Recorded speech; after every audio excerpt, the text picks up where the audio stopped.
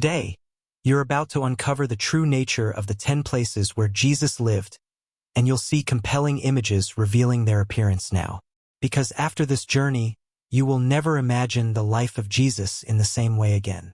We begin with 2 locations that challenge everything you thought you knew about the birth and childhood of Jesus. The very first place Jesus lived bore no resemblance to the idyllic stables often depicted at Christmas. Luke 2 verse 7 explicitly mentions a manger, and this detail is crucial. Jewish homes of that era possessed a distinct architectural style. Families resided on the upper floor, while animals were kept on the ground floor during winter, providing natural warmth. Mary, therefore, gave birth on the ground floor of a typical residence, where a stone feeding trough, manger, served the family's livestock. This wasn't a sign of extreme poverty. It was simply the everyday reality of life at the time. Ancient Bethlehem was a small, unassuming community primarily dedicated to sheep rearing, just as Micah 5 verse 2 describes it as small among the clans of Judah. Vast grazing fields stretched out around the village, where shepherds vigilantly watched over their flocks under the open sky, as recounted in Luke 2 verse 8. Today, Bethlehem is a bustling modern Palestinian city. The Basilica of the Nativity, originally constructed in 339 AD, centuries after Christ, now dominates its historic center. Visitors descend into the grotto of the Nativity through a low, humble entrance known as the Door of Humility, where a silver star marks the traditional site of Jesus' birth. The transformation is striking. Open fields have given way to urban sprawl, and the paths where shepherds once freely roamed are now characterized by separation walls and military checkpoints. Yet, amidst these changes, the surrounding hills still preserve olive groves and vineyards, landscapes that Mary and Joseph would undoubtedly recognize. The second location reveals a childhood experience vastly different from what we commonly envision. Nazareth was considered so insignificant that Nathanael famously asked, "Can anything good come from Nazareth?" as recorded in John 1 verse 46. This question vividly illustrates the regional disdain and low regard the village faced. Archaeological excavations have since confirmed that first-century Nazareth was indeed exceptionally small. Residences were often natural caves, expanded and enclosed with white limestone walls at the front. Jesus, quite literally, grew up in a cave house. The entire village occupied just a single rocky slope. In this humble setting, children would explore the natural caverns, while women painstakingly collected water from manually excavated cisterns. The primary livelihood involved subsistence agriculture and raising goats. Today, Nazareth has evolved into the largest Arab city in Israel. The Basilica of the Annunciation, completed in 1969, stands as the largest church in the Middle East. Its modern architecture rises majestically above the archaeological excavations that meticulously preserve the remnants of the original village. Urban expansion has transformed entire hillsides. Paved roads have replaced ancient dirt paths, and multi-story residential buildings now cling to slopes where only goats once dared to climb. Yet elements of the past endure. Beneath the modern basilica, archaeologists have carefully preserved the foundations of first-century homes, and some ancient cisterns still function. Stone ovens offer a glimpse into where families once prepared their meals. The panoramic view from Nazareth remains breathtaking. Jesus would have enjoyed a complete perspective of the Jezreel Valley, a region widely considered one of the most fertile in the world. Cereal fields still stretch to the horizon like a shimmering golden sea. However, this same vista now incorporates modern elements. Communication towers dot the hillsides, and asphalt roads cut through fields that Jesus once saw as pristine. Tractors now work the land where oxen once pulled plows. The Jezreel Valley continues to be incredibly productive, but farming methods have fundamentally changed. Automated irrigation has replaced reliance on seasonal rains, and hybrid wheat varieties now grow where primitive grains once thrived. A recent discovery in Nazareth garnered significant attention. Archaeologists unearthed remains of olive presses and wine presses dating back to the Roman period. This confirms that the local economy included agricultural processing, rather than merely basic subsistence. From these 2 humble origins, Jesus would soon depart for entirely different landscapes, cosmopolitan cities, and life-giving waters that would witness the official beginning of his divine mission. The third place where Jesus established his residence was Capernaum. As Matthew 4 verse 13 notes, leaving Nazareth, he went and lived in Capernaum. This wasn't a temporary visit. It was a permanent change of domicile. Capernaum was strategically positioned on the northwestern shore of the Sea of Galilee, a bustling crossroads for important trade routes. It was a prosperous fishing town that also functioned as a Roman customs post, where Jesus notably called Matthew to follow him, Matthew 9 verse 9. The local architecture featured black basalt stone, contrasting sharply with the imported white limestone used for the synagogue. Families lived in residential complexes, typically organized around shared central courtyards. The house, traditionally identified as Peter's, stands just 30 meters from the synagogue where Jesus taught. Mark 2 verse 1 mentions that when Jesus was at home, crowds gathered so densely that there was no room left, even outside the door. Capernaum truly served as the operational base for his early ministry. Today, Capernaum consists of protected ruins within an archaeological park. The visible synagogue dates to the 4th century but was meticulously built directly upon the foundations of the synagogue where Jesus preached. Original stones are carefully preserved underground. The site has drastically transformed. Where a vibrant city once thrived, now only stone foundations remain. Where fishing boats once docked, laden with their catch, ornamental palm trees now frame the ruins for tourist visitation. The fourth place witnessed the pivotal event that officially inaugurated Jesus' public ministry, the Jordan River. This river possesses unique geological characteristics. It originates 550 meters, 1,800 feet, above sea level and descends to 400 meters, 1,300 feet, below, creating the deepest valley on the planet. This extreme geography profoundly influenced John the Baptist's choice of location. John preached near Jericho, at a site known as Bethany beyond the Jordan, as stated in John 1 verse 28. This was a mandatory crossing point for pilgrims ascending to Jerusalem, thereby maximizing the reach of his message. Jesus was baptized where the river makes a natural bend, forming a deeper pool. Matthew 3 verse 16 records that the heavens were opened to him, a moment of public revelation of the Trinity, witnessed by the multitudes present. The riverbanks at that time were covered in dense vegetation, nourished by constant humidity. Date palms offered welcome shade, and abundant reeds provided a measure of privacy for the sacred ritual. Today, the Jordan River faces severe environmental challenges.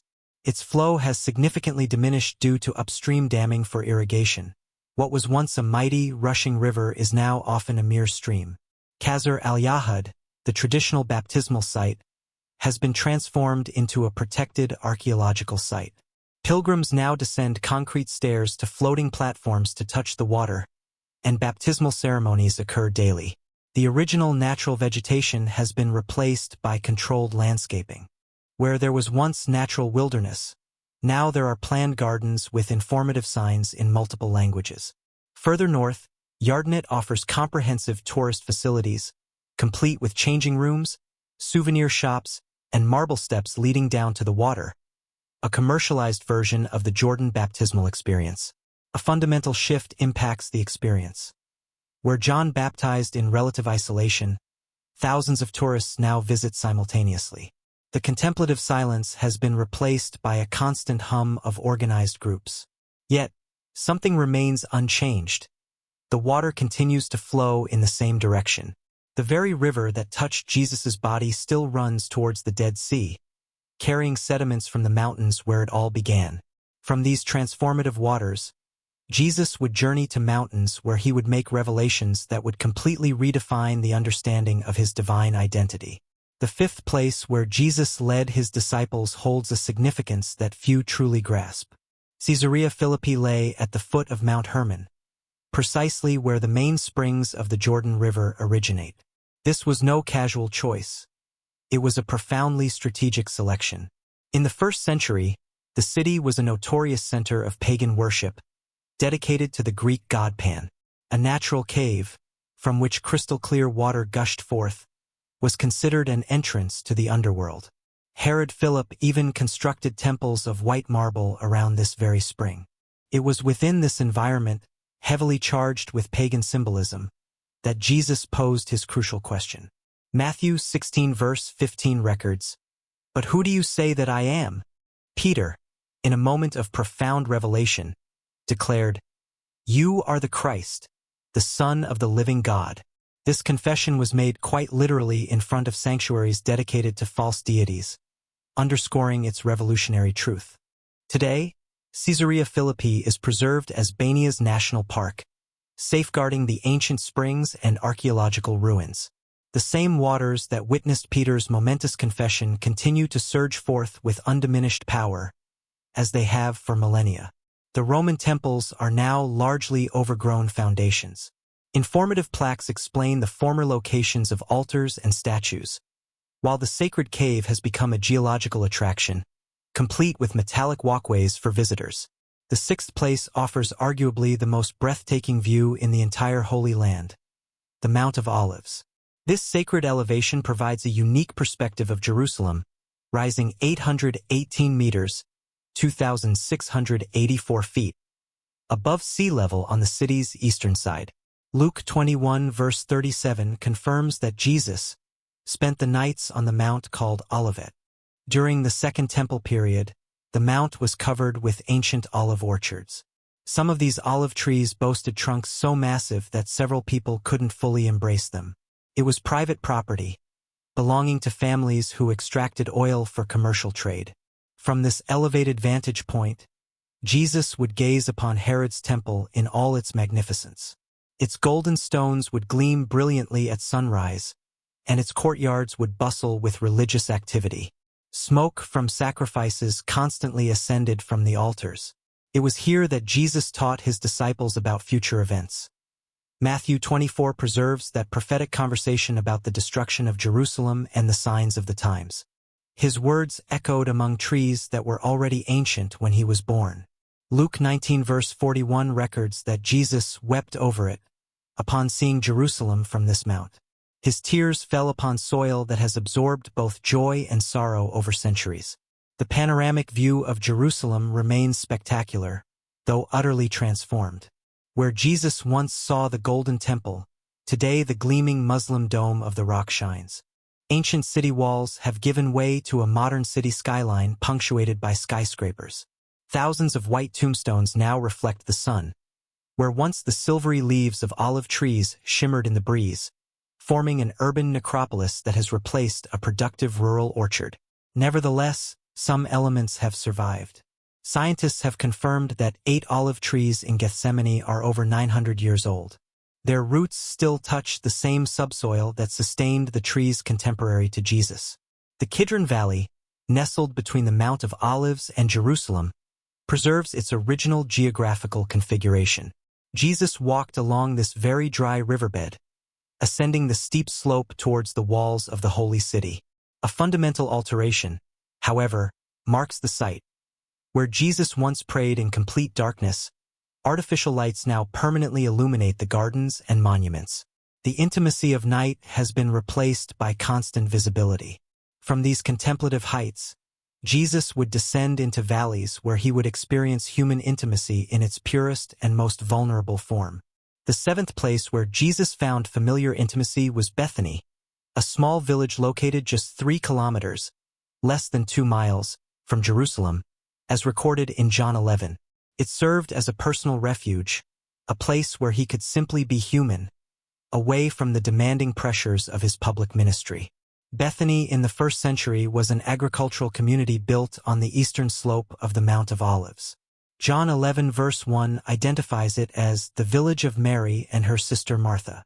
Families lived by farming and raising domestic animals. The residence of Lazarus, Martha, and Mary followed a typical Jewish architectural pattern. A main room with bread ovens, smaller sleeping quarters, and an underground cistern for storing rainwater. Central courtyards were used for meals and domestic work. John 11 verse 5 explicitly states, "Now Jesus loved Martha and her sister and Lazarus." This was a genuinely familial relationship, not merely formal religious hospitality. This home offered an environment where Jesus could completely relax. It was also here that the most meticulously documented resurrection took place. John 11 preserves the specific details. Lazarus had been dead for 4 days, buried according to Jewish customs, interred in a cave sealed with a stone. Today, Bethany is known as Al-Azariah, an Arabic name derived from Lazarus. It is a Palestinian city that has expanded far beyond the original village. Modern buildings now occupy hillsides where previously there were only agricultural terraces. The traditional tomb of Lazarus welcomes visitors via a steep staircase that descends 24 steps into a subterranean chamber. It is dark and claustrophobic, exactly as a typical tomb of the period would have been. Foundations of a 4th century Byzantine church mark where local tradition locates the home of Martha and Mary. Preserved mosaics show early Christian symbols, evidencing the continuous veneration of the site. The urban transformation is evident. Where there was once a peaceful village dedicated to agriculture, there is now a city with modern infrastructure. And where Jesus once walked freely, current political divisions complicate access between Bethany and Jerusalem. If you believe that Jesus still transforms impossible situations today, just as he transformed Lazarus' death, comment, Jesus' resurrection and life and strengthen someone who needs renewed hope. The 8th place reveals hydraulic engineering that still impresses modern specialists. Ancient Jericho possessed an extremely sophisticated irrigation system for its time. Aqueducts channeled water from distant springs through rock-cut channels, enabling intensive agriculture in an otherwise arid region. The ancient city itself was located at Tel Sultan, an artificial mound formed by millennia of human occupation. Defensive walls protected a population that was completely dependent on artificial water control. Herod the Great built a lavish winter palace there, capitalizing on the region's unique tropical climate, which lies 250 meters, 820 feet, below sea level. Ornamental gardens flourish thanks to this advanced hydraulic engineering. Jesus visited Jericho regularly on his route between Galilee and Jerusalem. Luke 19 verse 1 records that he was passing through Jericho when he encountered Zacchaeus. It was an obligatory stop on the ascent to the Jewish festivals. It was also here that he healed Bartimaeus, as per Mark 10 verse 46. The blind man cried out on the dusty road that connected Jericho to the region's main highway system. His healing occurred in a place of intensive passage. Today, Jericho is a Palestinian city, officially recognized as the oldest continuously inhabited city in the world. Tel Sultan has become an archaeological site where excavations reveal superimposed layers of civilizations. The ruins of Herod's palace are accessible to visitors, showcasing its lost grandeur. Mosaic floors, foundations of swimming pools, and remnants of gardens demonstrate the luxury that contrasted sharply with the simplicity of the ancient city. The tropical climate persists unaltered, but the vegetation has substantially changed. Where there were once lush orchards maintained by constant irrigation, natural desert vegetation, adapted to water scarcity, now predominates. A striking difference affects the experience of the location. Where Jesus once ascended a steep and perilous trail towards Jerusalem, a modern multi-lane highway now facilitates motorized transport along the same mountainous route. The 9th place where Jesus lived, marking a moment of extreme humanity, lies at the foot of the Mount of Olives. Gethsemane, meaning olive press in Aramaic, was a property where olives were pressed to extract marketable oil. John 18 verse 2 confirms that Jesus often met there with his disciples. It was a private, walled garden where he could pray without interference from the crowds that constantly followed him throughout Jerusalem. In the 1st century, ancient olive trees provided dense shade for contemplation. Aromatic plants grew wild among the trees, creating an ideal natural sanctuary for intimate communication with his heavenly Father. But on Maundy Thursday, that tranquility transformed into a scene of indescribable suffering. Mark 14 verse 33 uses Greek terms that describe paralyzing terror. He began to be greatly distressed and troubled. Luke 22 verse 44 records a medical phenomenon known as hematidrosis. His sweat was like drops of blood falling to the ground. Extreme psychological stress caused subcutaneous capillaries to rupture, mixing blood with sweat. The prayer, "Father, if it is possible, let this cup pass from me," echoed 3 times, as per Matthew 26 verse 39. These words reveal an inner struggle that powerfully demonstrates Christ's total humanity as he confronted the unimaginable prospect. Gethsemane today is drastically altered but preserves surprising elements from the past. The Basilica of the Agony, built in 1924, protects the rocks where tradition locates Jesus' prayer. 8 ancient olive trees continue to grow exactly where they always have. Their twisted, partially hollowed trunks attest to their extreme age. Experts confirm they sprouted from an even older root system. The original garden has been enclosed by high walls and ornate gates. Where there was once free access for private prayer, there is now rigorous control over visitation, with limited hours and organized crowds. The 10th place divided human history into before and after Christ. Golgotha was a rocky elevation located outside the walls of 1st century Jerusalem. Meaning place of the skull, in Aramaic, it served as a Roman execution site, strategically positioned on a busy road to maximize psychological impact. Crucifixion was a public spectacle of terror. Romans executed criminals in highly visible locations where merchants and pilgrims constantly passed. Golgotha lay on the main road leading north out of the city. John 19 verse 17 records that Jesus, carrying his own cross, went out to the place of the skull, which in Aramaic is called Golgotha. The Via Dolorosa ascended from the Antonia fortress through narrow streets paved with stones worn smooth by millions of feet. The original Golgotha was a bare limestone formation, devoid of vegetation. Sun-bleached rocks formed an elevation that resembled a human skull. Luke 23 verse 33 simply records, "There they crucified him. Between 2 criminals, Jesus was nailed to a standard Roman cross, a fixed vertical post with a horizontal beam that the condemned carried to the execution site. On Sunday morning, women discovered an open and empty tomb. Luke 24 verse 3 preserves the moment. They did not find the body of the Lord Jesus. The resurrection occurred in a specific geographical location, not in an abstract spiritual dimension. Today, Golgotha and the Holy Sepulchre are protected within the Church of the Holy Sepulchre, originally built by order of Emperor Constantine in the 4th century.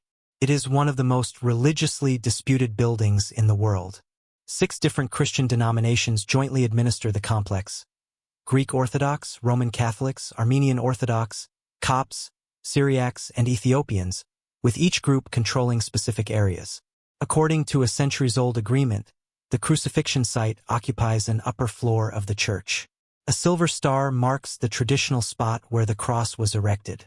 Pilgrims touch the metal that protects the original rock, still partially visible. The tomb lies within the main rotunda, about 40 meters, 130 feet, below. The aedicule, a small, recently restored marble structure, encloses the original burial chamber. Permanent queues await limited access to its interior. Of the 10 places where Jesus physically lived, this final one is the only one that promises not to be the end. The one who resurrected here promised to return. When that happens, the places we preserve as memories will become present realities once more. Now, click on the video on your screen to discover what life was like for the first humans in history. How they hunted, ate, and mated. Click the video on the screen now.